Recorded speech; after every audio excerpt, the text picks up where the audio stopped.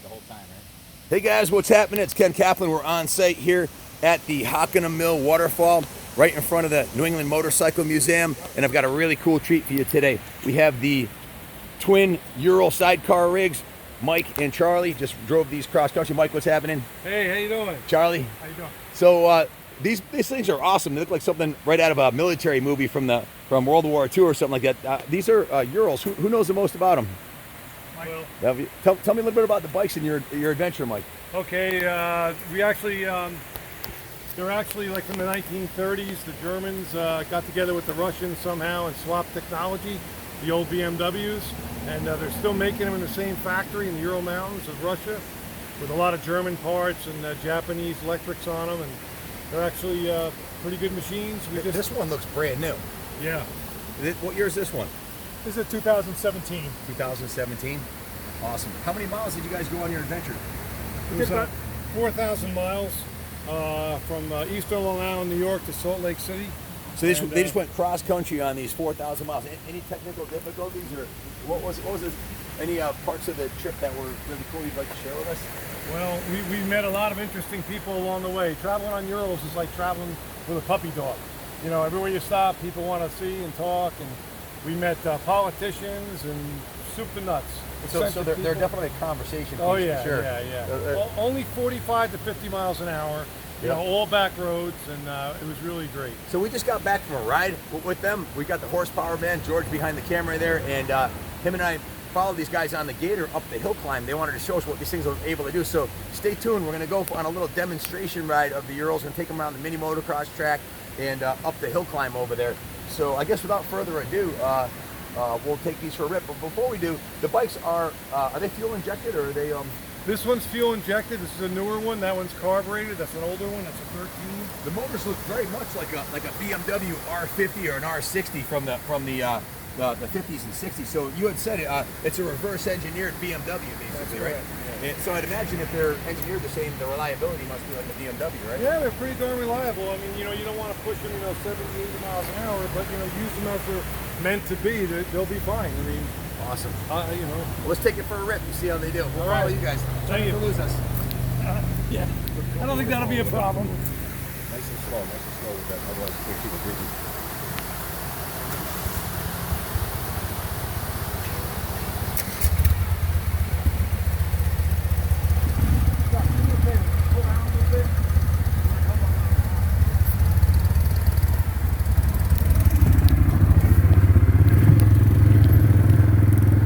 Follow these guys in the Honda Rhino here, Yamaha Rhino, excuse me.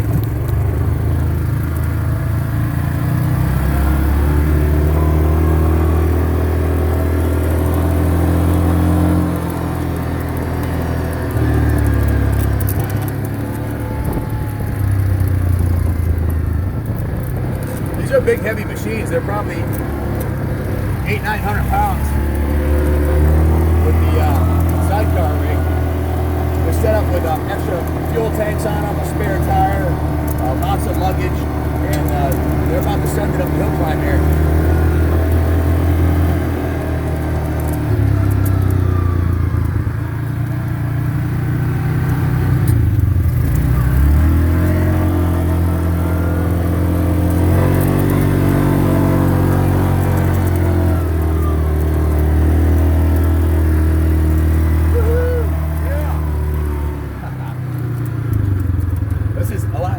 Looks in the video. We got a head-on coming on. So these are true all-terrain vehicles. The other thing about the Ural, I mean, it is a German-engineered motorcycle, so they're going to be super reliable. These are truly a four-season bike. You can ride these in the wintertime. They have like a semi-knobby tire on it. You can actually put studded tires. You can take these out on a frozen lake. You can drive them in the snow. They're pretty much unstoppable. They even have an option. You can put a hitch on it and carry a little camper trailer behind you.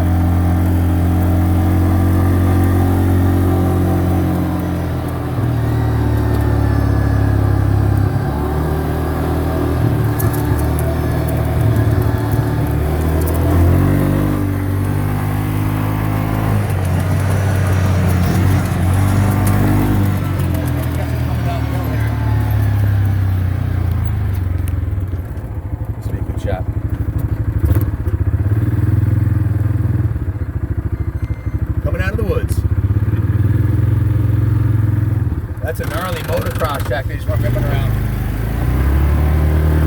Look at all the dust. Dust storm.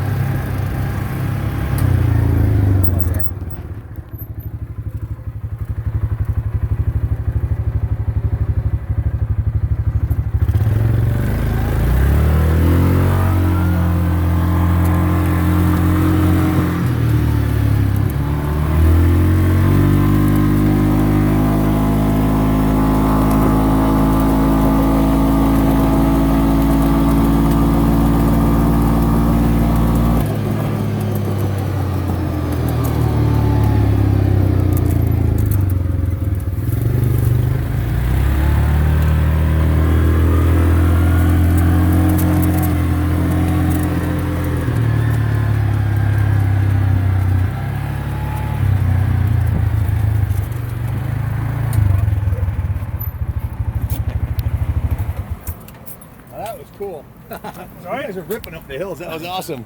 How no problem going up the hill, huh? No, this is one-wheel drive. It was it. I can't put it in two-wheel drive. Wow. So the actual sidecar. The sidecar wheel will also turn. The sidecar. You want to show us how that works? Sure. So it has two-wheel drive, not just a single rear wheel, but you've got a okay, you can see right here it's two-wheel drive, and you have a drive shaft running from the rear wheel across to the sidecar wheel. Look at that. You see that? Wow. And that's got a U-joint right here. Yeah, show Mike. Yeah. This is the lever right here to engage it. Right here, you move that forward. That'll engage that axle to the sidecar wheel. That's just badass. These things look so cool. That's for Ural, ice and mud. Right. If you take it on the pavement, you're going to do damage. Oh wow. It's just the wheel, the sidecar wheel has to bounce, skid, slide. So you can truly ride this year round. Oh, it's like an ATV. And everything. Yeah, it's like a Hummer of motorcycles, basically. so Charlie, you went from no motorcycle at all to the top of the line, all-purpose ATV. Well, I did two wheels for about 4 or 5 years. Okay, so I did two wheels. I had a Yamaha, I had a Victory, and I realized starting motorcycling at 60 miles an hour, I sucked. Okay. So Mike introduced 60 me. miles an hour or 60 miles an hour? 60 years old. So he started riding at 60. I never rode a motorcycle until I was 60. Yeah, you retired from, you were a police officer, right? Yes. In New York City?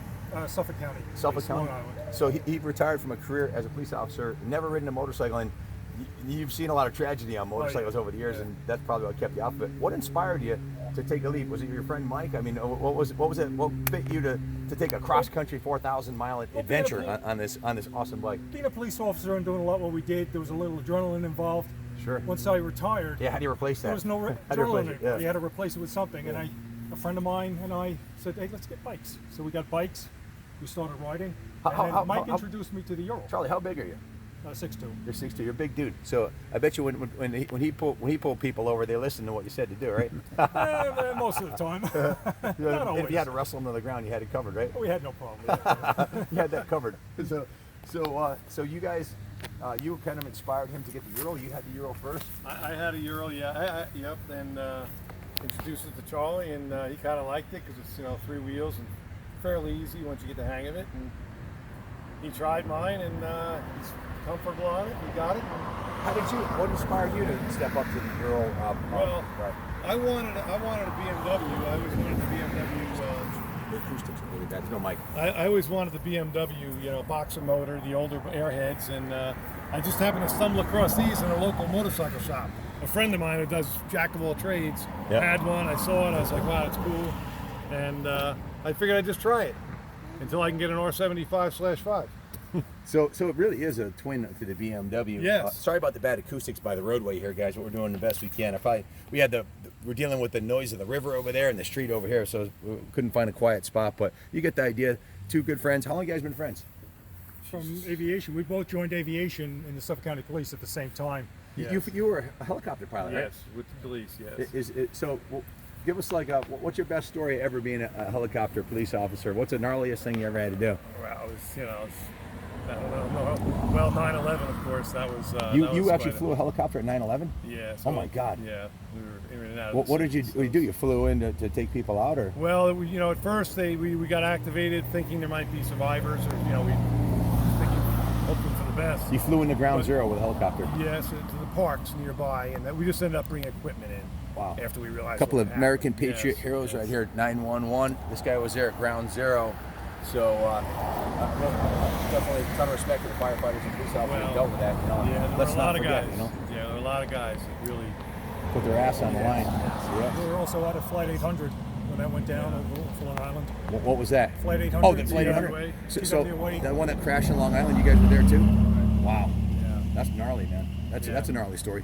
I was in the C-130. It was right in front of me when it happened. We were out there with them, and we weren't with them, but right in front of us, we saw the debris coming down. Oh, my So God. It's pretty crazy. Yeah. That's insane. Wow, what incredible stories. But that you definitely picked a cool career with a lot of adrenaline, and I can see how, you know, in the military, almost all of the MCs, except for the ones that started in the last 20 years, and even those, are mostly ex-military guys. The Hells Angels started out, that's the name of a plane, and those guys came out of combat and needed something to replace the camaraderie and the teamwork and the adrenaline rush. So nothing like riding 6 inches away from your 20 of your brothers at 85 miles an hour to replace that. And certainly riding these cross country, I can imagine there was what was the biggest adrenaline rush you got on your 4,000 mile journey?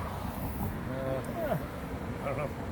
Riding in the rain. Yeah, Riding in the rain? Waking up, 30 degrees, frost on the bikes. You know what I always say? I always say that the worst part of the adventure, the part where it's raining the most and it feels like needles in the face or you're freezing your ass off, 20 years from now, when you guys are sitting there talking about it, that's what you're going to remember. You're going to remember the parts that you suffered the most. I don't know why that is, but I've done a lot of riding with groups and raced all over the country, but I always remember those mud races and riding in the snow and your fingers freezing, but that's what makes life worth living. And Yes. you're going to be dead a long time, right? Yes, We're all yes. getting older, so when you guys are out doing it, you're an inspiration to other police officers. Now, there's another side of the coin that people go down. I've seen this 100 times.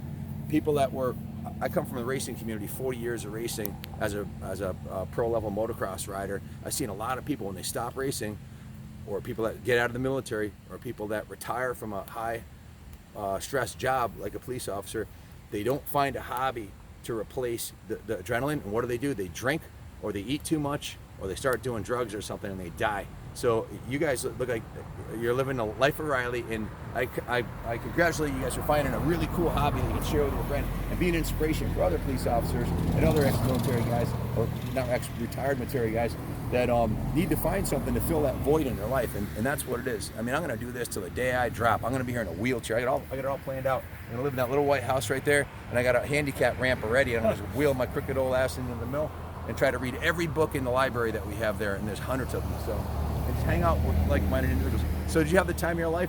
Oh yeah. Oh, yeah. Are you going to do it again? Oh, yeah. Oh yeah. Definitely. We had a time of our life coming here. Like I say, we've been watching you on YouTube forever, and our whole family watches you, and you're a real inspiration to us and Oh, thanks. America. The way you handle yourself. Thank you. You're an inspiration for sure. Absolutely. I'm definitely a patriot.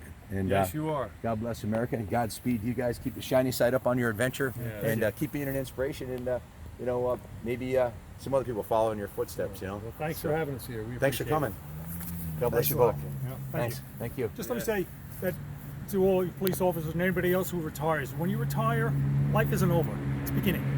Absolutely. It's a new beginning. I know. How old are you? 66. You're in phenomenal shape. You're having the time of your life. You took up a new hobby, one that you know is dangerous and risky, and definitely replaces the adrenaline rush of You know, if you use common sense, yeah. it's not that dangerous. No, it's really. not. Yeah, and if you don't drink and drive, No I drinking, definitely driving, I common sense. don't drink. I don't do drugs, and I highly recommend you don't if you're riding motorcycles. What you do in your recreational time is your own thing. But I'm 54 years old. I'm in the best shape of my life. I eat right, exercise. I don't smoke. I don't drink. I do smoke a cigar once in a while, but I don't inhale. So, and I don't drink or do drugs. I've seen the people I love most of my life die of alcoholism and drug addiction, and that's something I'll never go down that path. But if you want to be 65, 60, how old? 66. 66, 6'2". How old are you, Mike? 60. Mike, 60 years old. These guys are living the dream, man. Get off the couch, put down the beer, get a hobby, come buy a motorcycle, come to the museum, pick out the style of bike that you like, and chase your dreams, man, because you're going to be dead a long time. So enjoy life. It's not a trial basis here. It's a one-shot deal. So, and that's what God wants everybody to do: to live your life to the best of your ability, and have a good time, and have fun, and be an inspiration. That's what these guys are doing.